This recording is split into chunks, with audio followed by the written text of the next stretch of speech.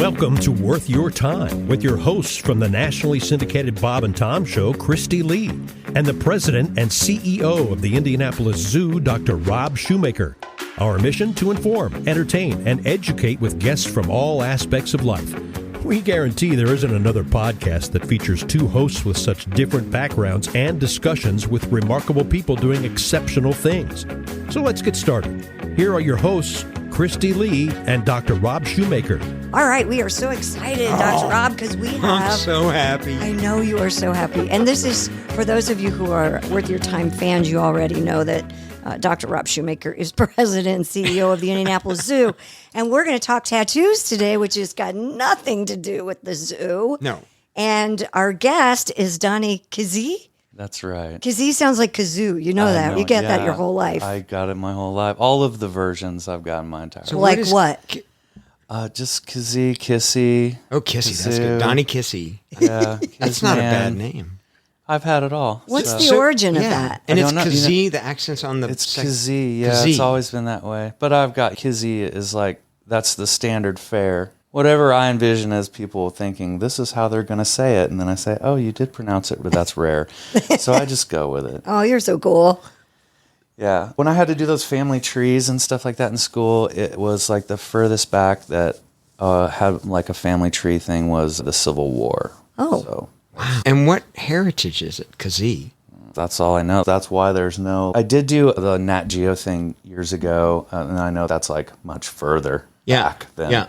But it was like Irish, French. That was about it. Like, because it brings it up to whatever, transitioning out of the cradle of civilization then to where people ended up landing for the longest time. Yeah. And that was like Ireland, France, and it was split 50. Cool. All right. Kizzee. Yeah. How did you start tattooing? Let's start at the beginning. I started out, actually, I went to Heron. I was going to school painting. I was using the library to find references for like tattoos because it was like the Heron library there was stuff like about the HMS Bounty and Captain Cook's voyage. So there was like all those classic images for that kind of stuff. And I was trying to incorporate those kinds of indigenous markings and stuff in some of the paintings that I was doing. And I was really, obviously too, I was like 21 and I was really fascinated by tattooing. I hadn't gotten tattooed. And then at 21, I got tattooed. With? What was it? What was your first tattoo? I got an armband that I had drawn. Like I had drawn the thing and based on some of the stuff I saw and I liked that idea of that. And to be fair, the getting to see, like I saw the Chili Peppers very early on, like on Emerson, the Ritz. Oh, sure, of course. I remember the old Ritz. I saw movies there when I was really young. But I saw the Chili Peppers do Mother's Milk there.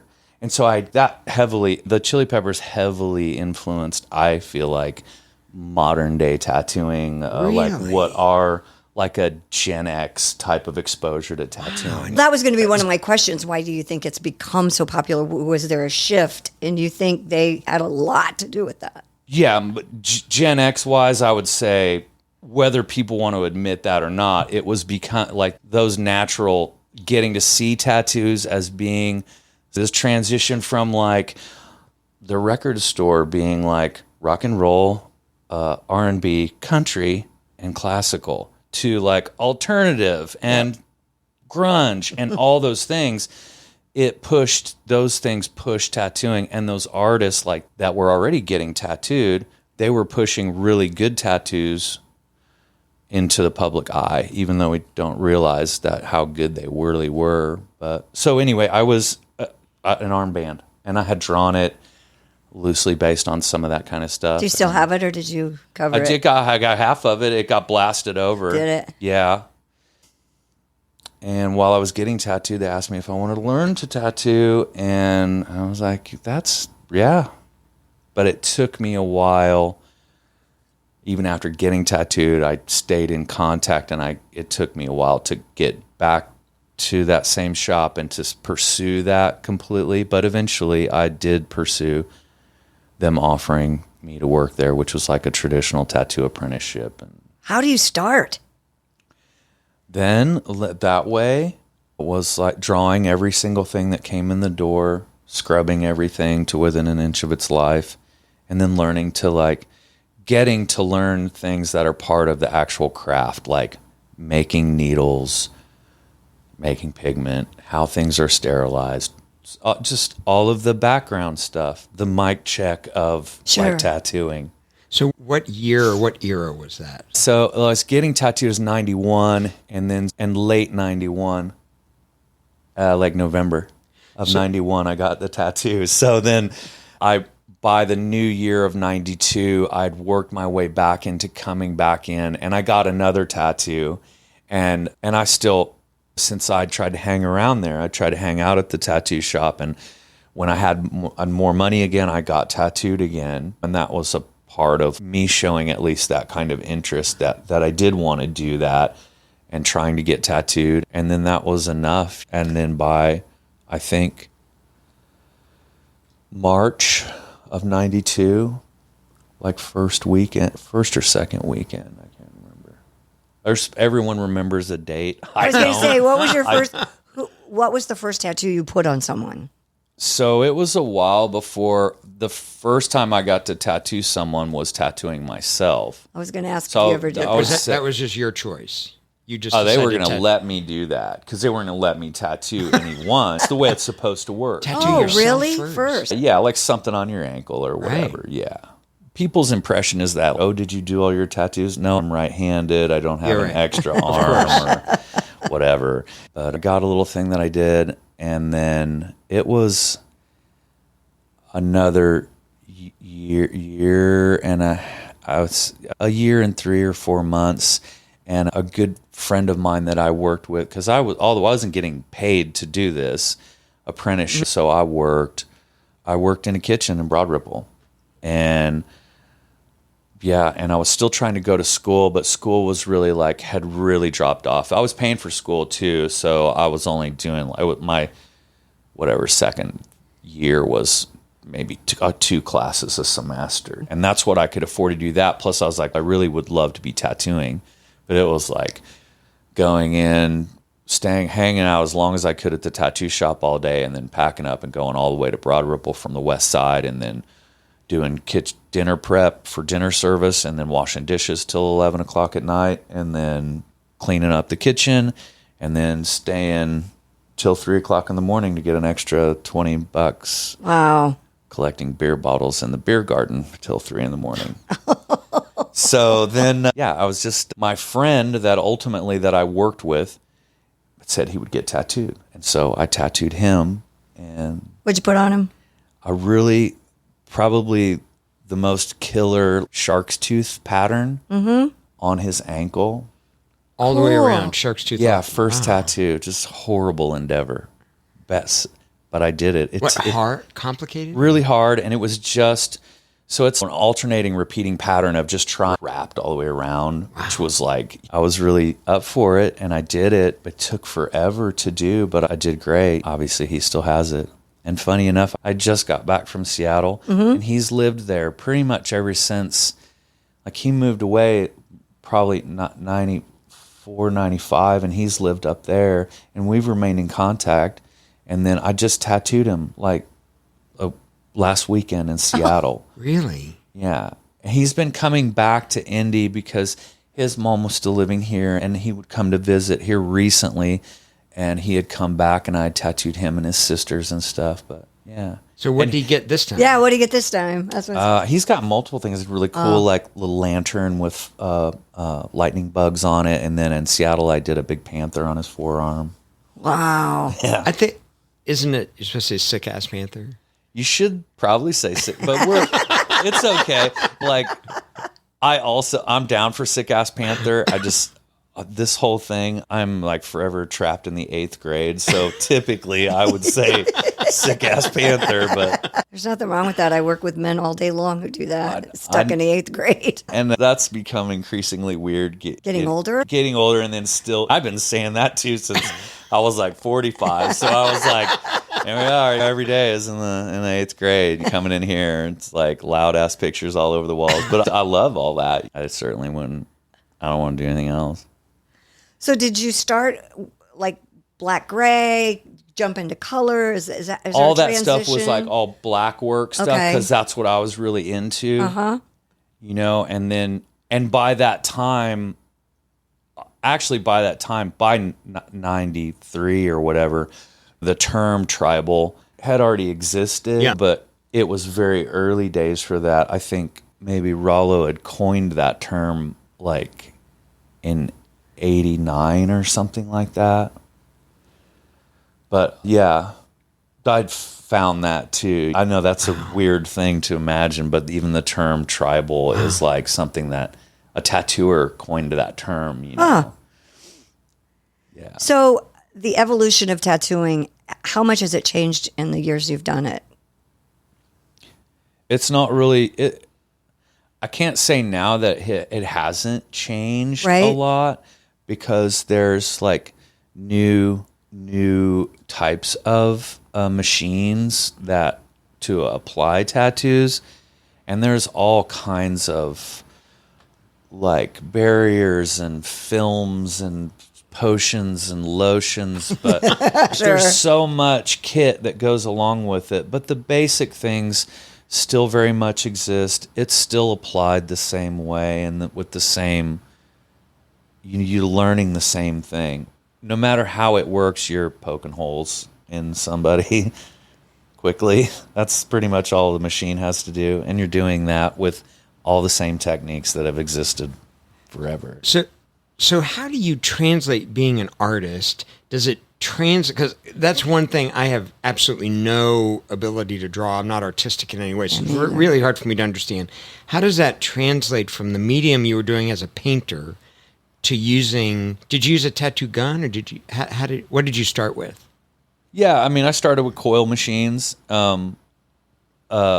Forever and always as tattooers, like referring to machines as guns is like the worst offense ever. Well, but it's such a normal thing with it's such a normal thing within the con of like modern day. No one really gives a obviously. Yeah. But that to a tattooer, it's a tattoo machine. Okay. And so starting out with a coil machine. Yeah. It's electromagnetic coils. Yeah. It's a doorbell. Yeah. Mm-hmm. If you ever looked at an old doorbell, that's what a tattoo machine is, basically.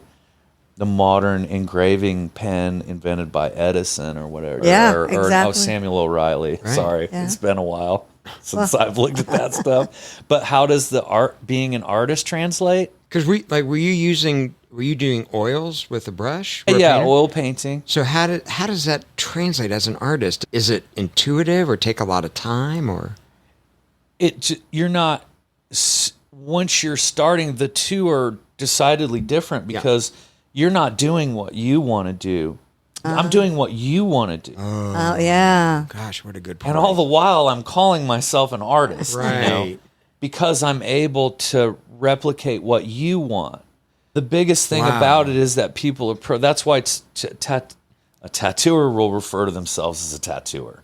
A tattoo artist is, okay, maybe that person has a long wait and maybe they only do their art, what they want to do. Yeah. But like being a tattooer, you're just I'm doing what you want to do. And I'm really stoked to do that because that's like a total journey of discovery where you're getting to do the thing that like, oh, I can make your idea hopefully like translate way cooler than what you even thought, could be. What a great point. Yeah, so walk us through that process. I will admit, and you probably look at me and go, she doesn't have any tattoos. I have none. Rob, on the other hand, does. So he's been through this before. I'm tattoo obsessed. I love it. He is tattoo I love obsessed. It. Right. I love it. Yeah. I don't have many, but I absolutely love it. Does your wife have any? No. Okay. My daughter does. I missed it. I should have said, oh, yeah, her whole back is there. So, no, love killed me when I go, I want to see your tattoo. She'd be like, what? No, she doesn't. But my daughter, who's 25, has gotten quite a few of them. And they all mean something to her. And they're all black ink. They're not any color that I know of.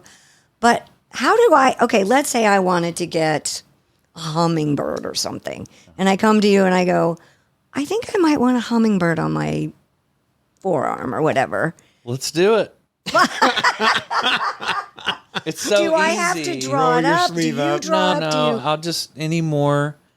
Like most people, anymore, honestly, I'm like, just show me the picture on your phone that you've been looking at Right. that you really want. Oh, is that what it That's is? what you Yeah. want. Yeah. Yeah. It has nothing to do with what I'm going to do. If there's something that's like has caught your imagination, you're like, I would totally get that on my skin forever, then get that thing. Do you ever we'll just talk do to- it like that. And I'll tell you if it's a shitty one. Okay. Or I'll tell you if that's a great one. Let's do that. Okay, or so if it's a shitty one, you'll go, hey, maybe we do this instead, or Yeah. have you talked people out of them? I wouldn't say I'm not talked people out of things. If I know that they're there, they want to get tattooed. If you go to the car lot, you're there to buy a car. Right. You're not there to look around, and it's the same way. So if you're there at that point where you're like want to check it out, or you already know what you want to get. So just tell me what you want. It's like verbalizing what you want and just being like, oh yeah, I'll totally do that. Because like you found, like your interest in it is that you can just say what you want, and then I can be wearing that right now. Yeah. And then once you do that one thing, it's such a change for you. It's when you're like, your hair is awesome. So when you go and you get to do that, and then you see it in the mirror and you're like, oh damn, that looks great. It's that, but you get to change it every time. You get to add add all this stuff, and that's the part about it that is so hard to explain to people. So do you think that people, once they get one, they'll have more? I think if they have a great experience for that first one, Right. then they'll continue, because it should be that way. But a lot of people that, this is like a psychological weird thing, but I can tell you, like, if I see people, they'll come in and be like, I got one when I was 18 and I haven't got another one. And when I look at it, I already know what I'm going to see. I already know what I'm going to see. And it was dolphin. like Somebody's kitchen. yeah, but they picked it then. And it's no fault of that tattoo, or maybe it is. Yeah. But beyond that choice, it was like, well, when you were 18, however far back that was, it could have turned out pretty all right. But it was probably too small. It was probably like not the best of places you could have got it. And guidance for holding your hand through the whole process and being like, hey, don't get it on your whatever. Get it here. Yeah. And later it grows a little bit, where just get it bigger. Just get it so that it's part of you and not something you're having to hide away. Right. That's definitely changed a lot. Like, people are less worried about People seeing them. Yeah. Like the whole butt hat thing for a while was just everywhere. And that one is like the real zinger, because like so many women got shamed for that, like having a lower back. And honestly, get your lower back tattooed and tell me how horrible that is. It's pretty rough. It hurts. It's pretty rough. Like, getting your lower back tattooed is painful. And so many women, that was like such a trend, many right? women Like, did it, yeah. And it was something to accentuate their body. It was Right. something that they were stoked about They doing. thought it was sexy. And it just turned out to be like the worst. It's not the worst. Like how it's just a popular culture thing where people just made fun of it. And it's like, it's one of those things like, oh, this one, you shouldn't take this one on, popular culture. You should get your lower back tattooed and then tell me how you think that's a tramp stamp or Right. whatever. Right. It's just a tattoo, Yeah. just like anybody else's. Are there parts of people's bodies you refuse to tattoo? I don't get that. Interestingly enough, that question doesn't come up as much anymore. It used to be really on the plate every other day. But people aren't so concerned anymore whether or not you're like, oh, are you tattooing taints and dicks and all the weird Right. spots? It's no one's coming in and asking, like, you know, it's just as limited as like anyone else coming in to get their first tattoo. No one's coming in on the daily like, hey, will you do this weird spot? People get that it hurts. And if they've had a tattoo, they definitely aren't trying to get like the absolute worst part of their body tattooed. What's the easiest part of the body to get tattooed?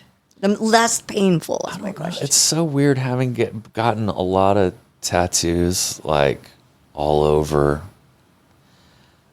To me, honestly, getting my chest tattooed wasn't bad. Getting my stomach tattooed wasn't bad. A lot of it was too awful, but there's the backs of your thighs and like the backs of your knees and the ditches in your elbows, like all those spots you think, oh, I bet that's hurts. It does. Oh, I bet. It's horrible. Don't get it there.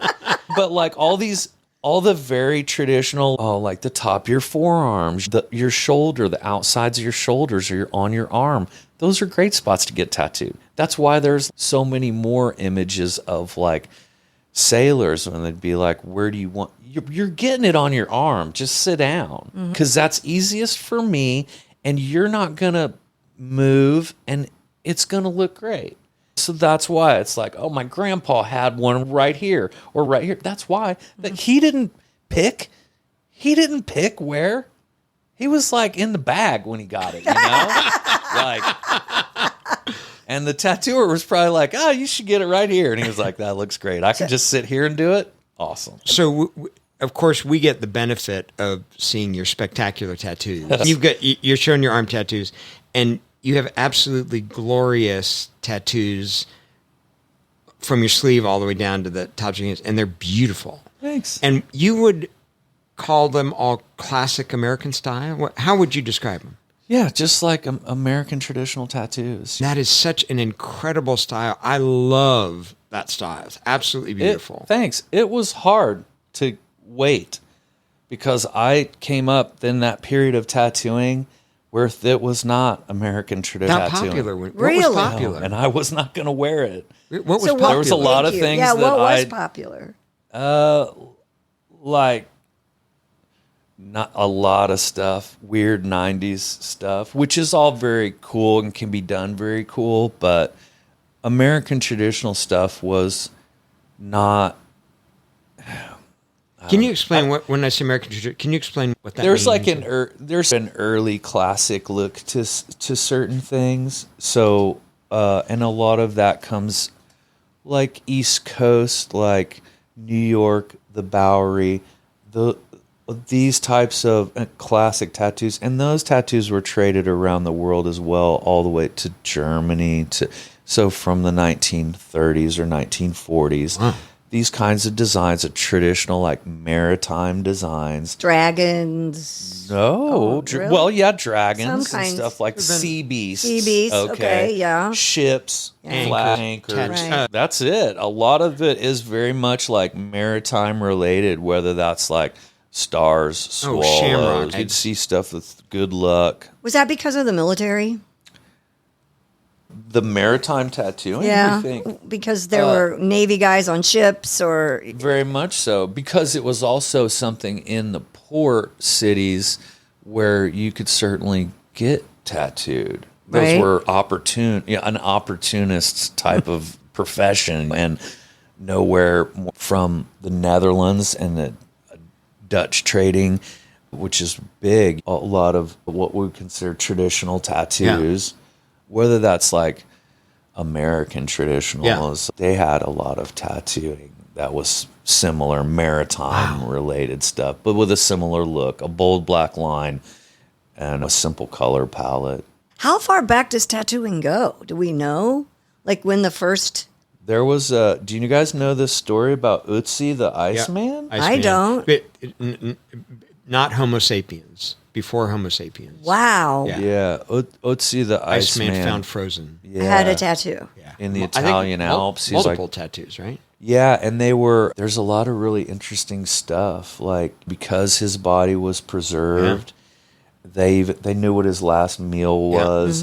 They knew, that's how they found out. They put all that stuff together and figured out that he was chased and he was killed. He had arrowheads in him. So he'd Oh, been injured. so somebody was shooting yeah. at him. Yeah, and they knew from like the layers of pollen or something. It's crazy. It's so cool that his remarkable. stomach contents were preserved, but his tattoos were like, they were simple patterns, dots, lines, in particular places, and all those places were like places that he was experiencing because he was in his 40s, I think.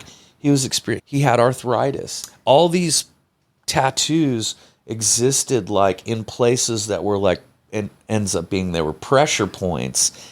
And so, 5,000 years ago. Yeah, incredible. It's incredible that was it like tattoo acupuncture for him? The other thing that's weird is that, like, they had grossular garnet. They had garnet. He had ground garnet into the pigments. Oh. And garnet is considered like an anti-inflammatory type, like crystal, metal, mineral. Yeah, mineral. So it's all of that stuff is really That is interesting. So 5,000 years. I'm guessing before then.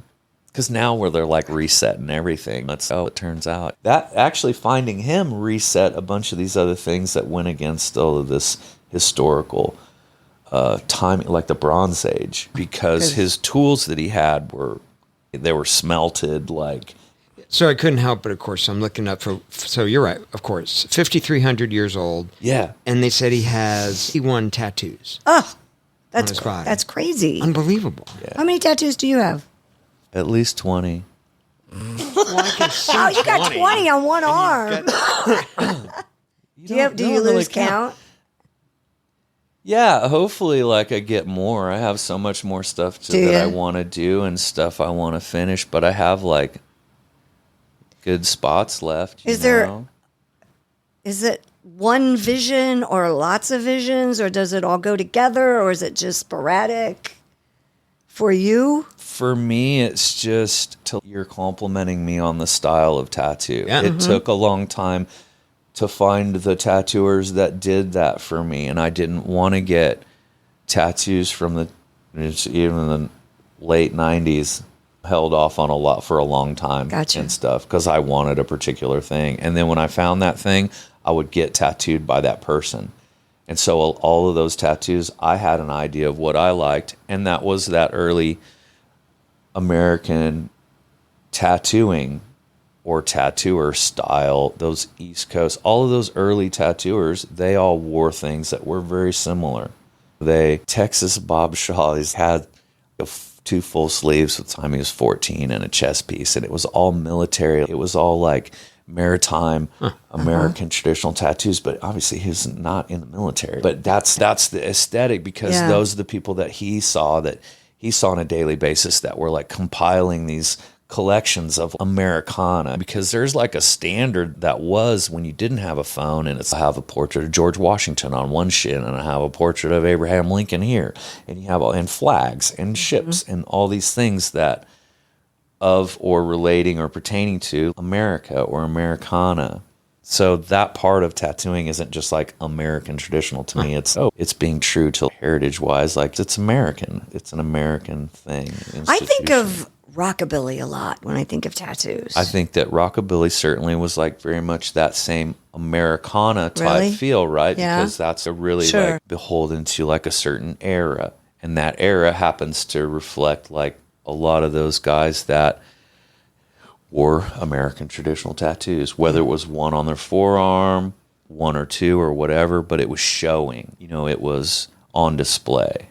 I think all the rockabilly stuff, they certainly wanted to wear it on the outside. So back to, I don't want anyone to see it.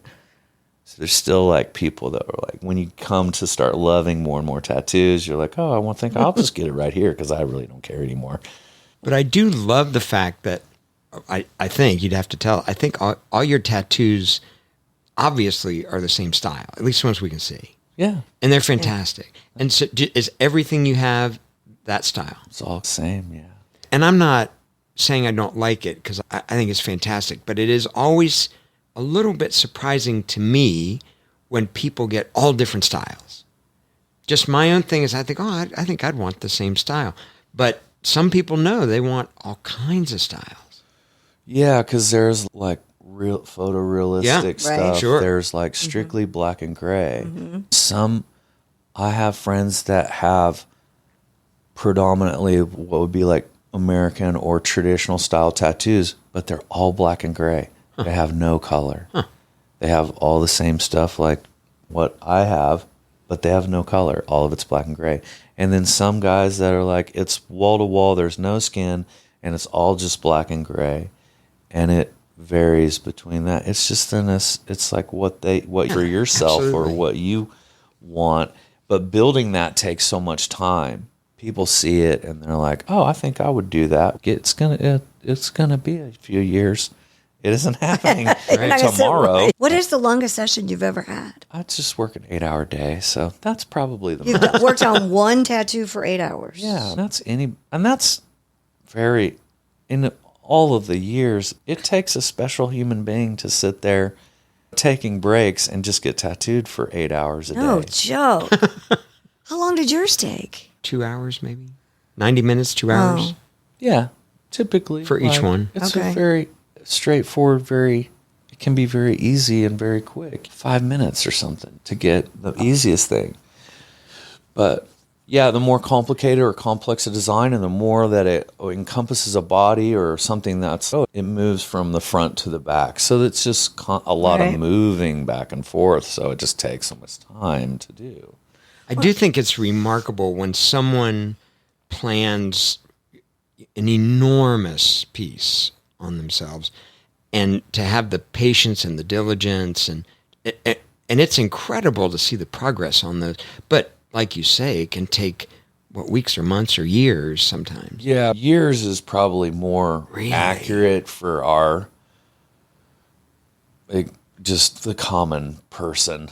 Yeah, because there are those like overachievers that are I'm going to win the thing, and it's only in 6 months or whatever. And so you did it. You got the whatever. And some of that suffers quality. There is ultimately no, if the vision or the plan is, I would like to just get a lot of different stuff. Okay, cool. Well, we'll make it all fit. We'll make it all come together. And it takes a long time for that to happen. It takes you're traveling or you're seeing other things or your willingness to put your trust in those other people, because it's all different people. Mm-hmm. From my perspective, this is all different people. Meaning and a lot of people are like, tattoos, I'm going to have the same guy do all the same stuff. So they all look the same. Yeah. So that's easily a thing too. But you don't wind up this way unless you you give over that, like, I'm gonna let this person do the thing because I think that they can do it. You know. Have you ever been? Oh, I shouldn't have done that. Or had to correct someone's work? No. On me? Yeah. Some things I've lived with for a long time. Yeah, I don't care if we blast over that. Can you explain the difference between covering up and blasting for people that don't blast over? I think it's all pretty much the same. Oh. When I was learning, doing a cover-up was like, it was in an effort to show your true amount of skill, like your ability to make something completely, wow, that is not there.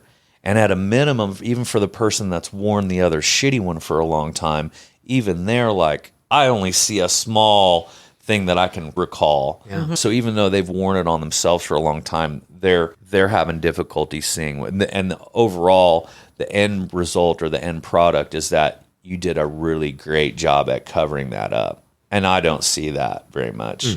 There's not very many tattooers that can do that because it's not like a heralded thing. It's, I don't do cover-ups. It's because you don't. Can we speak frankly? Yeah, of course. It's just because you don't possess the skills Hard. to really do it in a way that's the end result is going to be something that also that the person really wants within reason. There are a lot of things that people are like, you could get whatever. I have a friend who had his wife's name, and he had the bat signal covering it up now because it was just this big bat thing on his arm to cover it up because... Yeah, and sometimes in the haste to see that thing gone, yeah, that stuff works, really, it works okay. And if you're okay with having the bat signal, then, like, it's going to be a real easy one, you know? But if it's to be something that's it's certainly, there's a lot more, like, complicated. I have a tattooer friend that passed away pretty recently. That was really passed away too young. But he learned same kind like me, and he crushed cover-ups. Like he did stuff that was just amazing. Tim Beck, he was from Peoria, Illinois. But he did some killer cover-ups. He did some cover-ups that to this day are like really amazing. Guys, in an era when you need to post that thing and say, here's this cover-up or whatever, and people are like, that's not going to last, or that's going to look like shit, or whatever. And there's still, I see the tattoos. I've seen the stuff, and I've seen it where it's still hanging in there. I couldn't tell you what it covered up or whatever. So it seems fairly recent to me, but of course, that's what I'm asking, for people to do a total blackout. Is that a newer approach? I think that it's not really, but it's just your ability to have that in your hand now to see those things. Right, because people are showing it, like Machine Gun Kelly or whatever his name is, and these people that are just... and I think if you look at that, so that came up recently, but MGK, I think his whole front and all that was done by, I think a tattooer name is Rox. You could look it up and see. I can't remember. Isn't his whole torso done? Yeah, he blacked out a lot of it, but that's like also a blast over. So the difference there is you're just going to jam a heavy black whatever thing right on top of the thing, and it's a whole look. But isn't it more painful is it more painful to have them removed, or is it more painful to have them blacked over? I think if you're willing to go forward with getting more tattoos and wear them, then it's fine just blasting over it. If it's something so small that you'd be confident in saying, I'm going to throw as much money as I can at having this removed. I have seen them try to be removed that way. It's good for lightening a thing to a point where you won't be as limited insofar as what you could cover it with. So there's really no total removal? There's no total removal. No. Oh. There is. You are right. What? Is it Rox that did it? Rox with 2 X's. Good for you. ROX. That tattooer is really awesome.